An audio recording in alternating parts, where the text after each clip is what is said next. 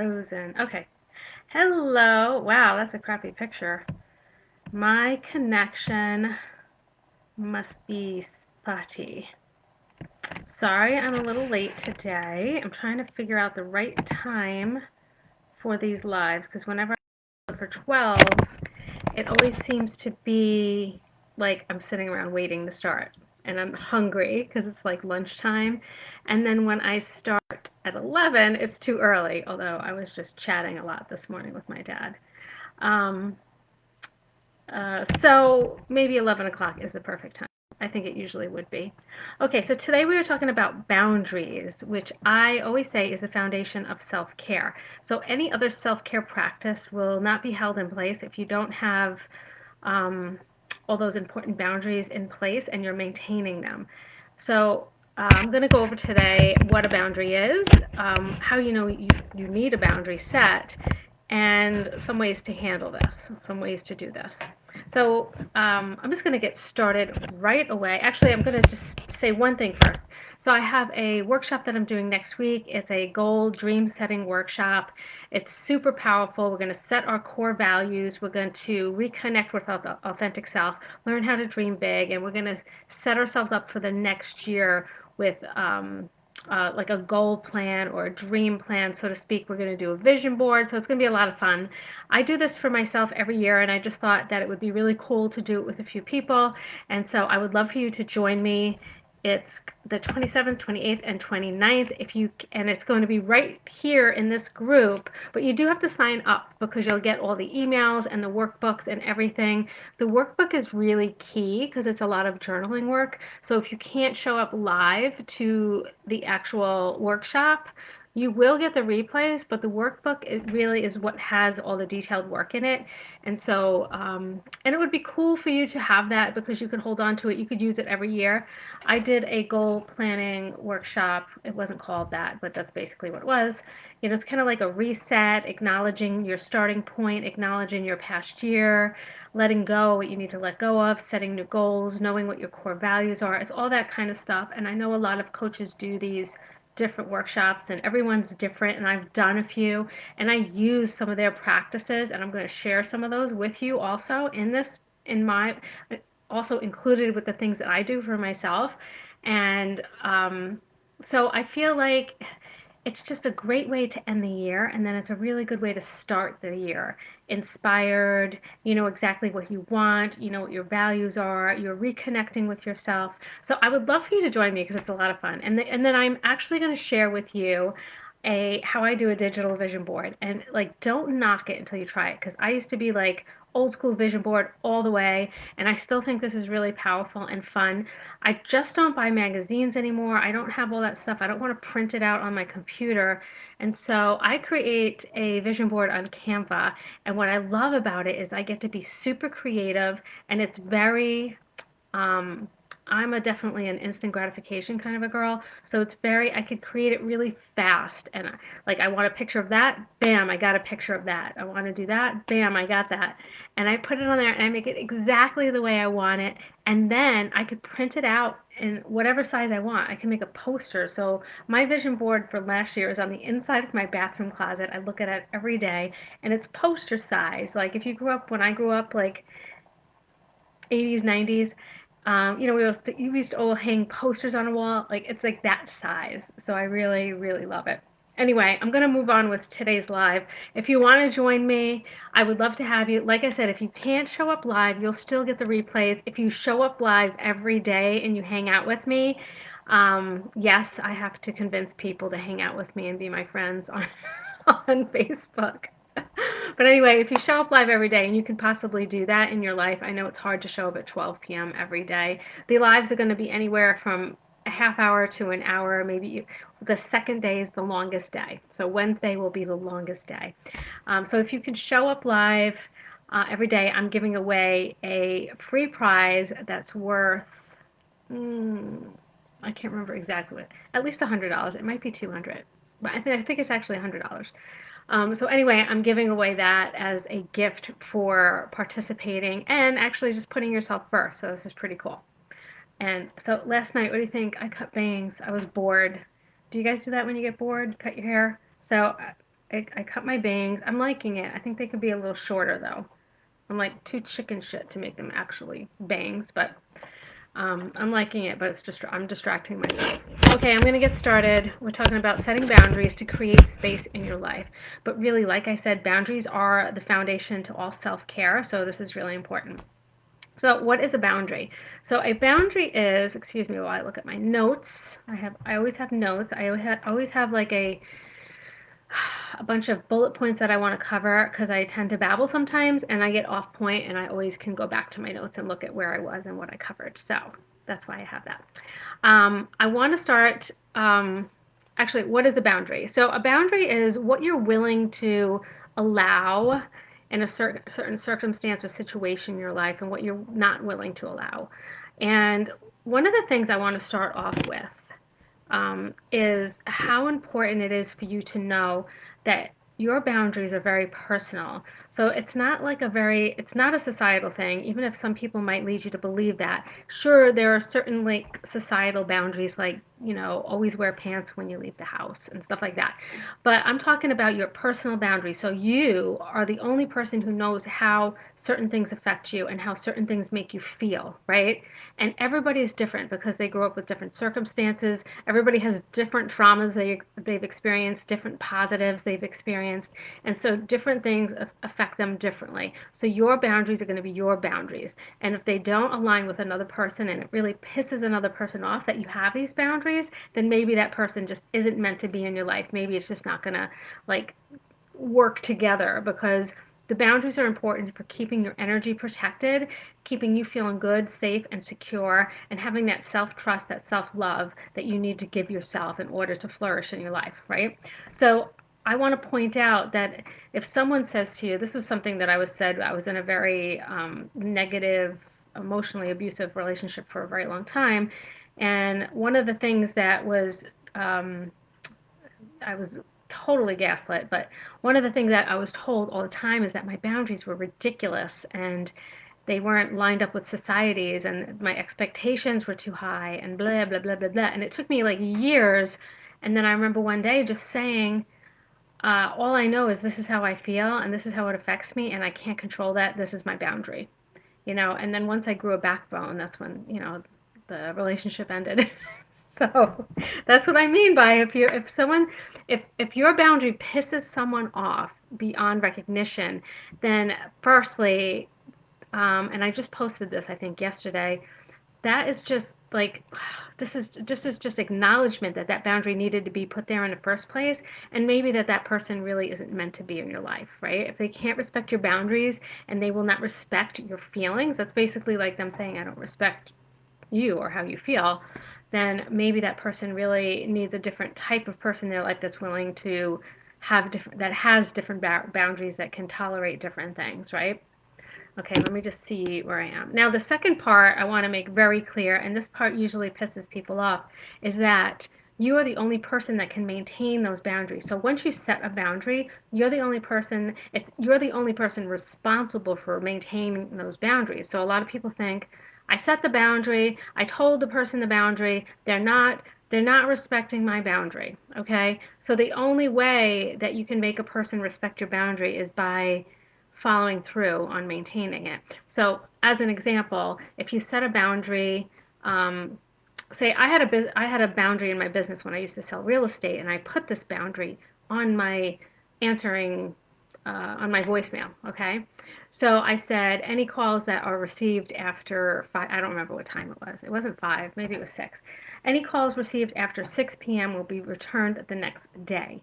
Now, as a realtor who counts on 100% commission basically, so you only get paid when you work, it's hard to turn down a phone call. But I had 3 kids, I was a single mom, and I had to set boundaries for myself. Otherwise, I'd be working 24/7, which a lot of realtors do.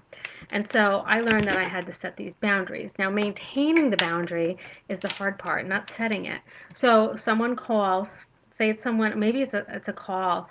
Um, Somebody who called before on a property and they're calling you again, and I always knew this because when I spoke to anyone that called on one of my properties, I recorded them in my phone. I got their name, so when they called me again, I could answer the phone and say, hey Patrick, Nice to hear from you again. And so they think that I remembered them in some way, shape, or form, but I didn't. And I would put in the contact what property they called on, so I knew exactly why they were calling me. So if I saw a call like this come in after hours, I was like, like it was hard for me to control myself. But so me setting the boundary is not answering the phone and then returning that call the next day. I mean, maintaining the boundary. Me not maintaining the boundary is thinking that this might be a profitable sales call and answering the call at 7 p.m. and letting this person invade on my space and time and energy when I'm supposed to be spending time with my kids. Okay? So that's what I mean by it's your responsibility to maintain the boundary. So this person might hear that message and be like, oh, they're going to answer because this is important. And if you lose the sale, you lose the freaking sale. That's all there is to it. You have to figure out what your core values are and what's important. That's what I talked about earlier in that workshop.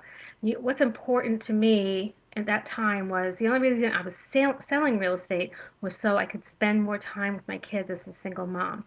So if I in turn took the time that I was spending with my kids to spend it selling real estate, I was defeating the whole purpose of why I sold real estate in the first place, which is something I hated doing. I never really liked selling real estate, but it was a means to an end at the time, and I do not regret it. It worked. It was very um, positive. The outcomes were positive. It was exactly what I needed and exactly what I wanted it to be. So it worked out. So anyway, it is your responsibility, and if someone's not respecting that boundary, it is your job to follow through. And whatever you said, the repercussions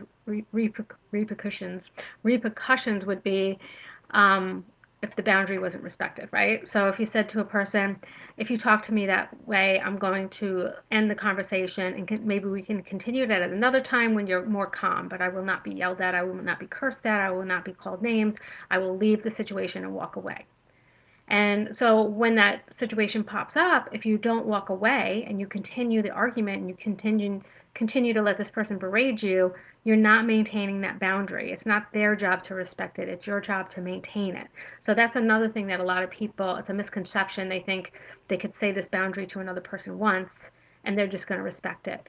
Most people aren't doing this intentionally. Like they're not disrespecting your boundaries intentionally. Most people are just so focused on themselves, just as we are, it's just human nature, that they might not even remember the boundary, or they're just more focused on what they want because that's how humans are, right? So it might not be a disrespect thing. It might feel that way, but it might not be that way. So I don't want you to um, make some kind of a judgment of another person if they're not automatically responding to all these new boundaries that you're going to set. Okay. So I got that out of the way. Those are two really important things to remember. Okay. Your boundaries are your boundaries. If someone says you're crazy, if someone says you're overreacting or you're too picky or whatever the boundary sets off in them, that's just a response that shows you needed to set a boundary there in the first place. And your boundaries are your boundaries because you know how you feel, you know how you need to protect your energy. You have to trust yourself. Self-trust is self-love. Self-love is self-care. So all these things in turn support you so that you can put your best self into the world. Okay? And then that second thing is maintaining your boundaries. Something that you're always going to have to do. It gets easier with time. All right, definitely does. So, how do you know when you need to set a boundary? That's the next thing. So, you need to set a boundary. Like if you're saying to yourself constantly, this person always walks all over me. They're taking advantage of me. They don't respect me. Nobody respects my time. Nobody respects what I do. A lot of moms do this, but then they're unwilling to set the boundary and maintain it, myself included. I am, as I said in my blog post that I wrote the other day, an award-winning people pleaser, recovered people pleaser. But I still have those tendencies because I've always been that way. So I have to constantly remind myself to maintain my boundaries, even when it comes to family and my children, right? So these are things that you have to do, and and if you want to get that respect, you show people how you're willing to be treated by treating yourself this way.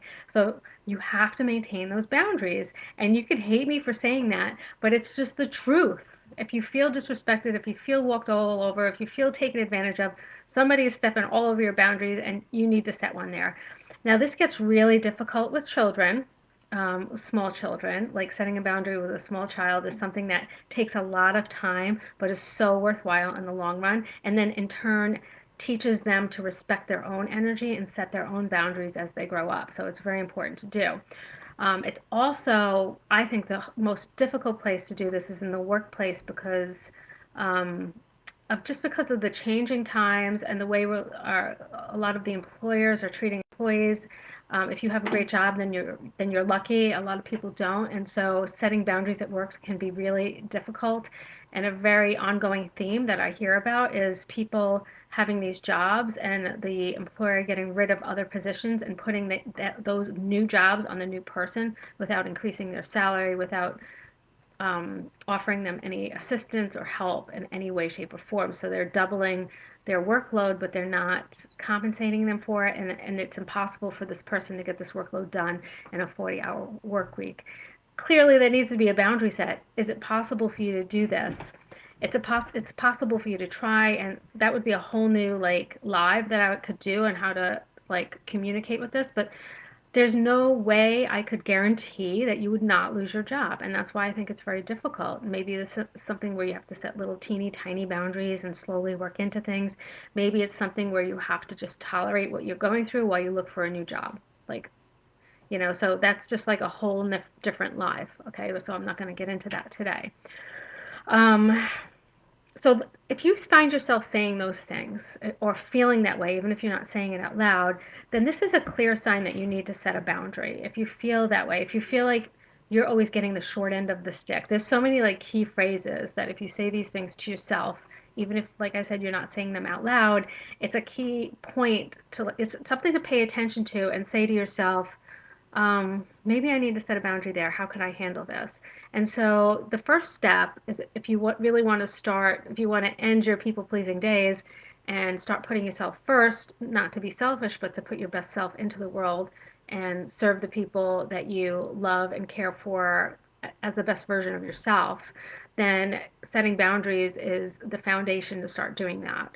And so the first part is to become aware and to like listen to that inner voice or listen to your outside voice that you might be saying this out loud. You don't appreciate me. You walk all over me. You take advantage of me. Nobody appreciates what I do in this house. Nobody appreciates what I do at work. Nobody appreciates, you don't appreciate what I do for you in this relationship, whatever. You need to set a boundary. So start becoming aware of that voice or that yourself saying those things, and then ask yourself, how are you responsible for the situation and what's the boundary that you could set? So taking responsibility is really key. Like everyone's going to hate me after this live because I'm saying all these things that are kind of uncomfortable. So I think I covered all this. Do your feelings get hurt a lot because of the way someone treated you or something they said to you, right? Okay, so the first step is to just pay attention, like I said, and then I'm just looking at my notes, make sure I'm covering all the little points that I made here. Yeah, I did. One of the points that I made in my notes is to not act like a victim, take responsibility for yourself, even if someone's being a real asshole, right? So they're being a real asshole, set a boundary. Like if they're really being an asshole all the time, do you really want them in your life? Do you really want them sucking the energy out of you? So like it's more of a reason to set a boundary. So it's about stepping outside of that victim role and becoming, um, the co-creator of your life and really starting to take responsibility for your own situation that you're in. So where do you need to create a boundary and maintain it? I want you to make a list. Make a list like in your journal. If you've been watching me for a while and you don't have a journal, then I don't know what's going on because that's all I do. So all you need is a notebook. So I'm going to show you my journal right now. I have so much shit in my journal. Okay, so this is my journal. It's a notebook and it's messy. It's kind of falling apart.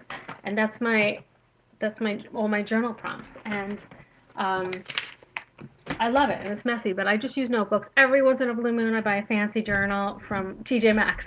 I spend $10 instead of $1. So sorry about that.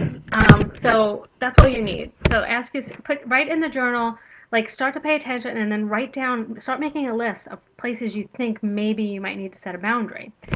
So how do you create and maintain a boundary? That's the next step, right?